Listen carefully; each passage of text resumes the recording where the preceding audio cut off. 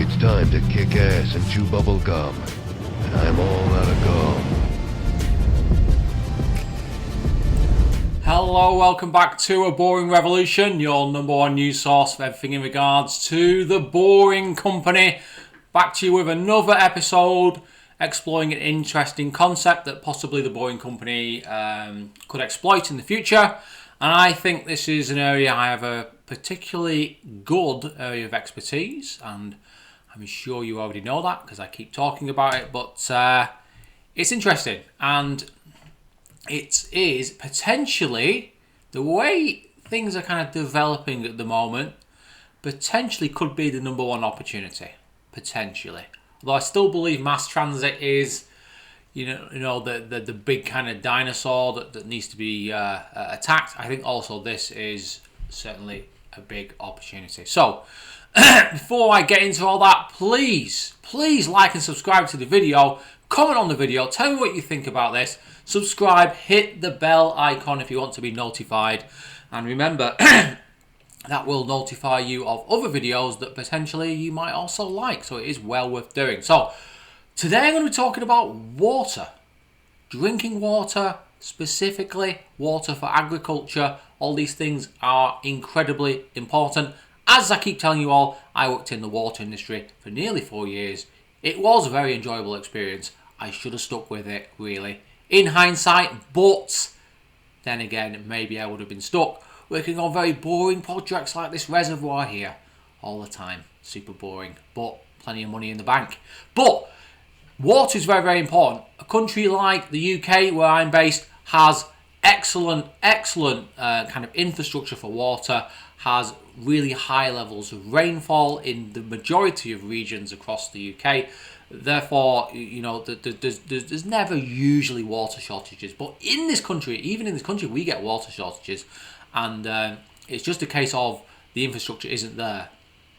And with some very minor changes, it certainly could happen. But in certain US states, California, Texas, possibly even Florida and other places, the infrastructure for water is generally quite poor, and certainly California, there's major issues with drought, and many other states as well, in kind of the north west, as it were, of the country and other places. So water's important, but water distribution also is super important. There's no point just storing a load of water in one part of the country and having an excess supply, and then in the other part of the country they're literally having to reuse water to brush the teeth. So it's about distributing that water to where it's needed. And in the UK we're quite good at that, but we can be better, and I think other countries in Europe as well could be better. And I think the Boring Company has the perfect solution to kind of equalising certainly the UK and possibly the USA and large countries in Europe as well, in terms of moving water to where it's actually needed rather than where it's being stored due to excess rainfall. And also it's very seasonal as well. Some parts of the country get very, very high rainfall for 4 or 5 months, and then the other sort of 7 months it's pretty dry. So this is quite a famous reservoir in the northwest in Greater Manchester. I think this is in Oldham. I have walked around this reservoir. This is kind of like an overflow, kind of vent, as it were, and it does look rather beautiful when it overflows. I've never actually been there when it's overflowed like this. Usually it's a good sort of 2 foot below the level, but this is a beautiful picture that I thought I'd show you all. So I really truly do believe this. Maybe you don't. Tell me in the comments below if you disagree. But I believe that water pipelines are the new oil pipelines, redistributing that water to where it's needed. There's lots and lots of reasons why we use water, and why we overuse water as well. A lot of the people maybe who think about water in terms of usage think about residential usage, but industry as well, and of course agriculture. Countries like the USA and the UK and the European Union as a whole are going through kind of a population growth in certain areas. Many countries are growing in terms of immigration, and that is going to put new strains on existing infrastructure, which is often getting quite old now. Certainly, a lot of the UK infrastructure was built sort of between the 1960s and the kind of like 1990s, as it were.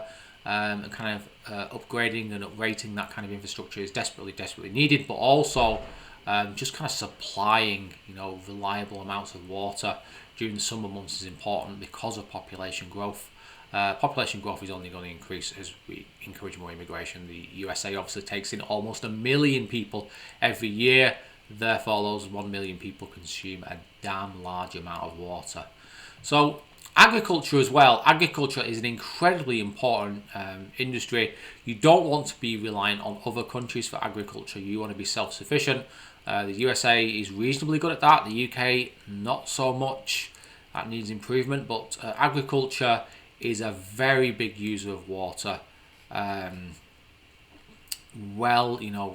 30, 40% of our water, potentially in some countries, certainly in the EU, is used for agriculture. And that's worrying. But being able to redistribute water and supplying it in a cost-effective way, that would be really good use for agriculture. Expanding cities, we're increasing the density of our cities.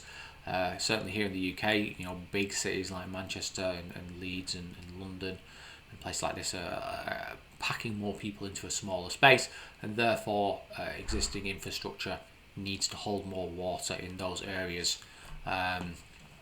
It's not always possible to build a new reservoir in an area where there's such a high density of people. So you've got to ask yourself, where are you going to put that reservoir, and how are you going to distribute water to that city? Water wastage. Now, I'm very kind of passionate about this particular topic. When I worked for a particular company in the UK, they were putting in a new ring main in and around London, and I came in on that project towards the end, just to kind of explore how they were doing it and kind of the working practices. And the amount of water that is wasted after it's been treated, just in old pipes underground that are hundreds of years old, is astronomical. And it really blew my mind when I found out about that. It well over like something like 10 to 15% of the water was just going to wastage, and in some places it was well above that, close to 20%. So certainly I imagine, although I don't know for sure, that happens in the US. There's massive amounts of water wastage, and certainly in Europe that's also a problem as well. So if you're wasting more water, are you going to repair that existing infrastructure, or are you going to essentially leave it as is and go to newer infrastructure that's a lot more dependable, less likely to rupture? Droughts as well.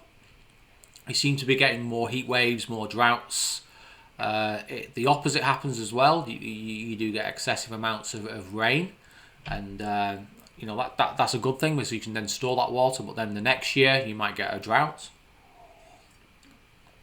and that's not good news, because people get very, very upset when they can't turn their dishwasher on or their washing machine, and they want water 24/7, and they're not accepting of not being able to use their water for a week or so. So droughts are a problem. It can be overcome with water pipelines. And I believe water pipelines or water tunnels are the solution to all these below problems.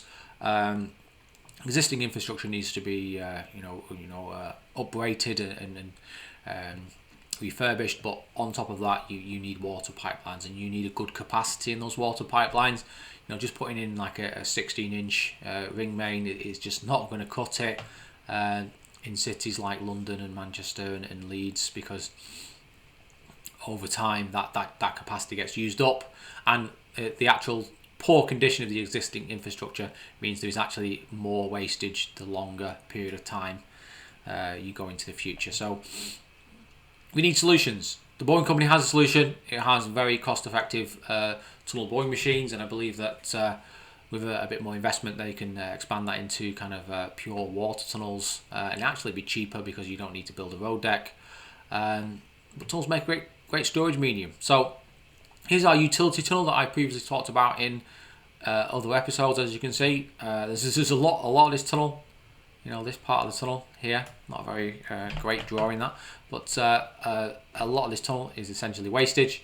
This, you can use pretty much, 98% of that. You can fill it right up to the brim. So the internal kind of diameter here, like wall to wall, is around 3.725 meters. I've actually worked that out from a new drawing that I've got, which showed the external diameter as 13 foot 9 inch. So working out the external, and then I've had someone actually measure some segments for me. So I've just reduced that from there, and I'm coming up with 3.725 meters. If we use this very, very famous equation, pi r squared, we can then work out the surface area of this particular cross section, which comes to 43.59 meters squared. That's meters squared. A mile is 1,609 meters. So if we do 1,609.34 meters times our cross section, which is 43.59 meters squared, we come to this number, which is 70,000 meters cubed, or 70,153 meters cubed. Now in 1 meters cubed there's 1,000 litres, so just a mile of tunnel can hold massive amounts of water, insane amounts of water.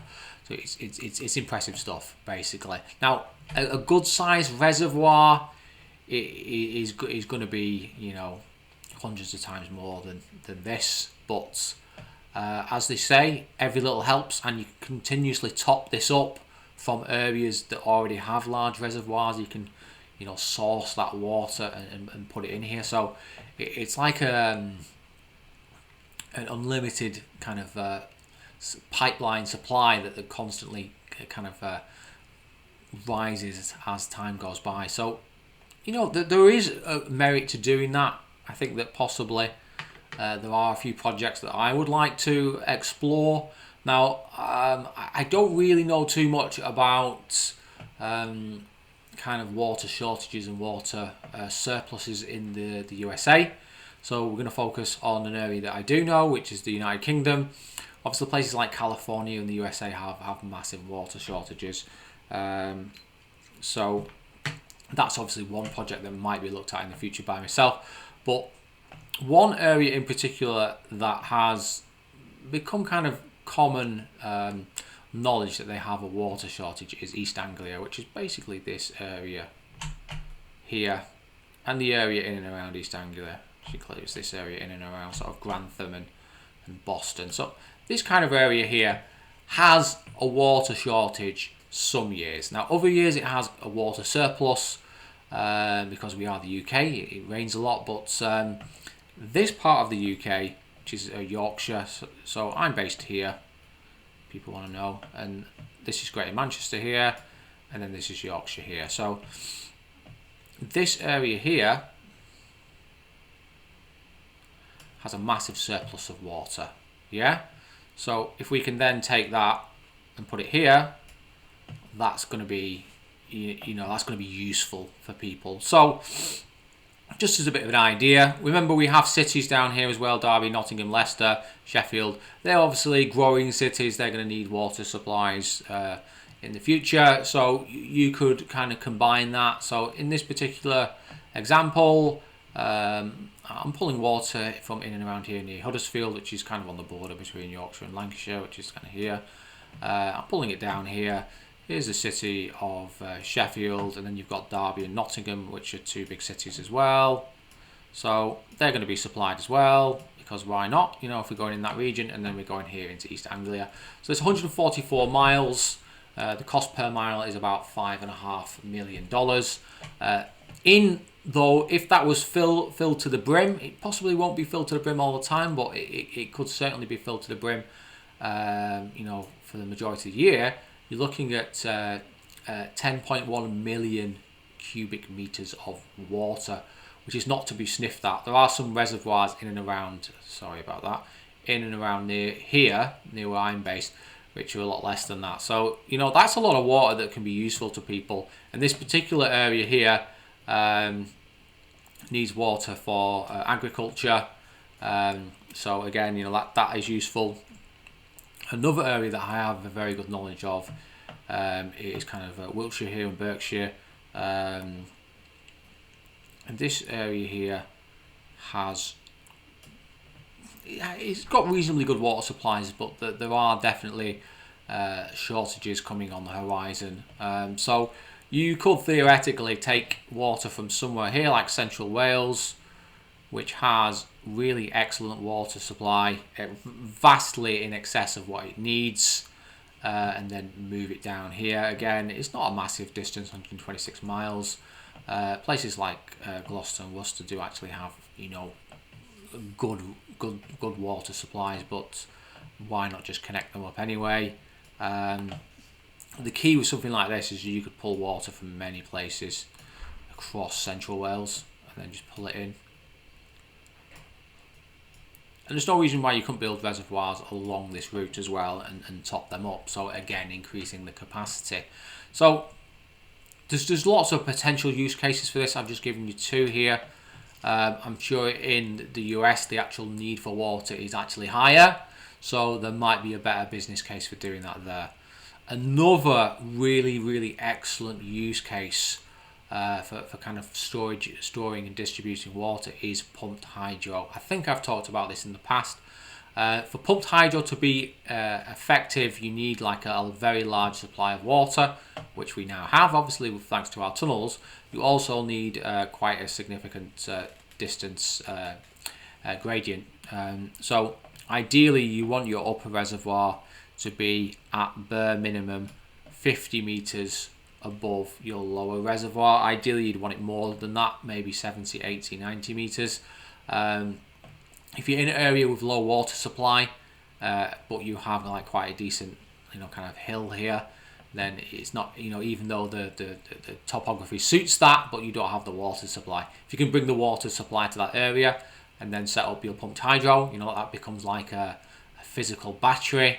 And then you can make money by selling electricity into the grid. Another interesting thing that possibly you haven't thought about, if we have our tunnel here and we're feeding it in here, if this water, for example, is coming from Yorkshire, which is 120, 140 meters above sea level, and our reservoir here is 60, 70, 80 meters above sea level, the actual water pressure will push that water into the reservoir. We could just have a valve on top here and feed it in. So essentially what you're doing is moving that water in there for free, and then you can exploit that height difference at the bottom here with your other reservoir. Maybe that feeds into some kind of river, local river, and then you could basically get free electricity for very little output, as it were. So that's an interesting possible. And this particular picture here is a great example. This is possibly 150 meters height difference, maybe slightly less.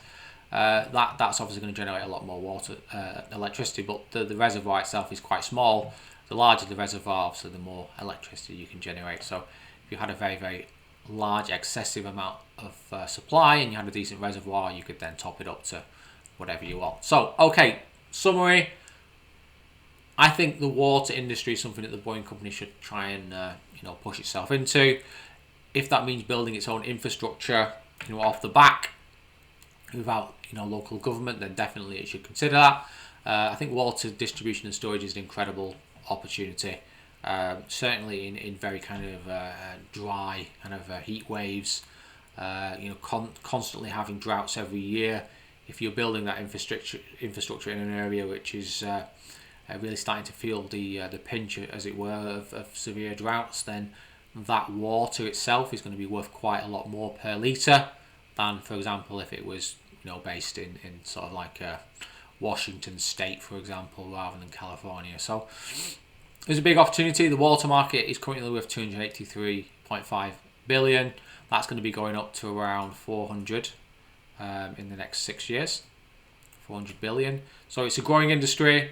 There's money there to be sought after, and I think that distributing and storing water is really, really great. And remember, another big advantage of storing water in tunnels is it doesn't suffer from evaporation. So It does, but to a very minimal extent compared to, say, canals in California and other places.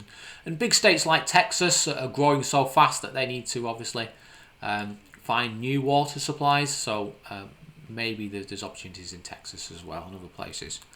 Okay, well, I hope you enjoyed that video. I think that the water industry is a tremendous opportunity, and I hope you've got some thoughts on that you can tell me about in the comments below.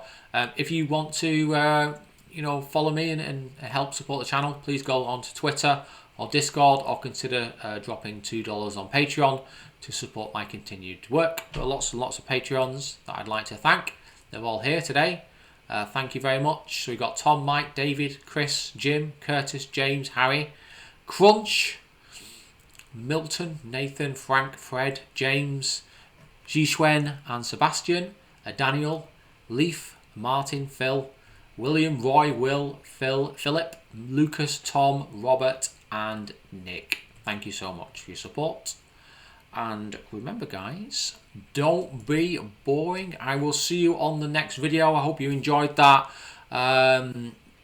Tremendous opportunity. So much to talk about. So many different ways that you can make money in this industry. And I'm sure you agree the boring company should get into that. And Elon Musk, hopefully, is already thinking about this, as well as Steve Davis. Okay, great. Thanks for joining me. Subscribe. See you on the next one. And good night. Thank you very much.